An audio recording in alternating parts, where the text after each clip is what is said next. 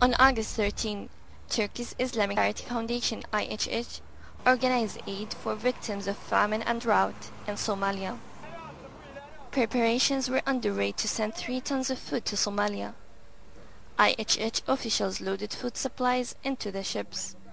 As organization chairman, Bolnet Yildirim will be sending another ship in the coming days. We will dispatch another ship loaded with 4 tons of humanitarian aid this week. During this campaign, we are aiming to send aid worth 50 billion Turkish liras, $3 million to Somalia. 3.7 million Somalis are suffering from severe famine after drought affected some 11.6 million people across Kenya, Somalia and Ethiopia. The Turkish government has already dispatched 2 cargo planes loaded with 50 tons of food and medical supplies earlier this week.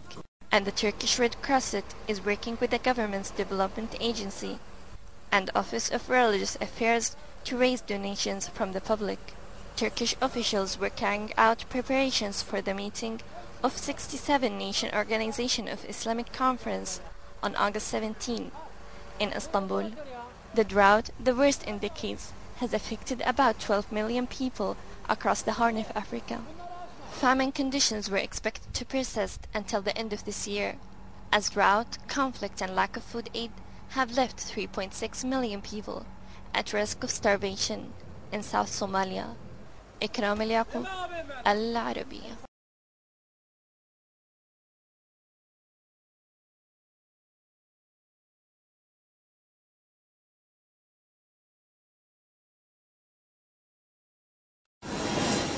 Turkey's Prime Minister Tayyip Erdogan has become the most high-profile leader so far to visit Mogadishu during Somalia's famine.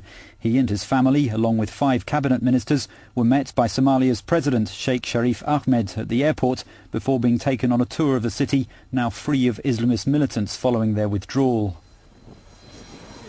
They saw for themselves the famine victims at one of the refugee camps. Erdogan's visit comes days after Turkey and other Islamic countries pledged more than 240 million euros in aid.